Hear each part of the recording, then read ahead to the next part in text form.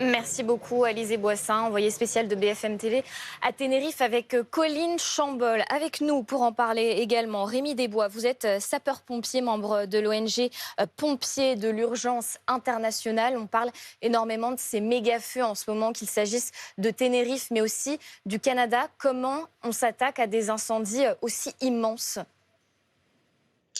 Alors, je ne me permettrai pas de parler des incendies du Canada parce que je ne suis pas assez compétent et n'ayant pas eu toutes les informations. Par contre, en parlant de Tenerife, la problématique est l'altitude, les forêts, le vent, tout cela qui oblige pour attaquer les incendies à une attaque massive mais par des moyens aériens. La difficulté de tous mes collègues est d'attaquer par le sol et sans moyens aériens, nous sommes impuissants. C'est-à-dire que tout ce qui est avion bombardier d'eau, hélicoptère bombardier d'eau. C'est la première intervention et la première attaque, et celle-ci est primordiale pour le développement, éviter le développement d'un incendie ou arriver à le maîtriser, à le circonscrire. On parle d'évacuation en masse, c'est aussi bien sûr la priorité et en même temps la difficulté. Vous nous parlez des difficultés d'accès. Alors, les difficultés d'accès, pour connaître les îles de Tenerife, les îles qui leur ressemblent en Croatie ou en Grèce, pour y être passé, avoir travaillé dans ces pays-là et sur ces îles-là, les moyens d'accès sont généralement très restreints. Les moyens lourds, nos véhicules peinent à circuler et peinent même à se croiser. Donc l'évacuation des populations en même temps est une double problématique pour les secours qui ne peuvent pas aborder et en plus sont confrontés comme nous tous, si nous étions en Corse, avec l'alimentation en eau dans les montagnes. Il y a aussi la météo qui joue un rôle très important dans le développement de ces incendies et qui est, on l'imagine, scruté de très près à Tenerife parce que ça peut aussi entraîner des aggravations de la situation. La météo chez nous est un des facteurs les plus aggravants. L'hygrométrie, le vent, la température. Donc plus sur une île, on s'imagine bien que tout ce qui est météorologique est pris en charge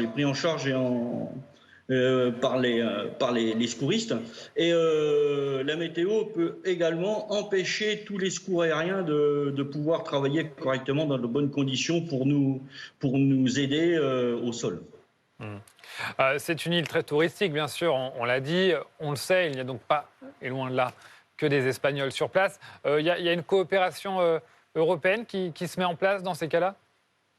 Alors dans ces cas-là, de toute façon, les ressortissants européens ou les ressortissants français sont censés s'être déclarés par exemple pour la France, sur Ariane.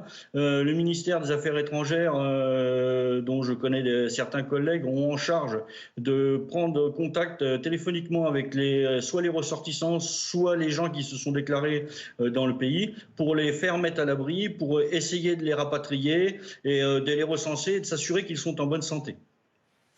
On sait qu'il y a régulièrement des pompiers français qui sont envoyés donc à l'étranger pour prêter main forte. Comment on décide de faire partir des pompiers français ? Parce que la situation sur notre territoire, elle est aussi tendue. Là, il y a de très fortes chaleurs et donc des risques d'incendie. La problématique, il y a une double problématique également. Il faut que le pays en fasse une demande internationale et européenne de secours. Comme vous l'avez abordé tout à l'heure, nous sommes aussi en France très sollicités actuellement. Et fonction de cela, la Direction générale de la sécurité civile, nos cadres font la balance du risque, du besoin et essayent de répondre favorablement dans tous les cas à une aide pour les autres pays. Nous, en tant qu'ONG, nous n'avons pas la problématique de la DGSCGC. Si jamais il y avait une demande ou un partenariat, nous pourrions partir immédiatement.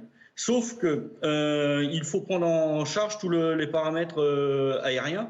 Les avions sont déjà pleins de touristes, soit qu'ils partent ou qu'ils reviennent.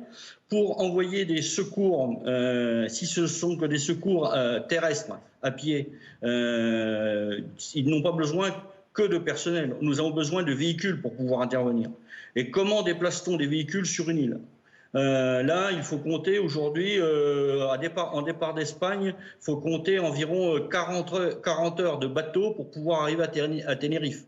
Donc le facteur temps est un facteur aggravant pour les secours et pour le déploiement d'aide internationale ou d'aide européenne. Merci beaucoup.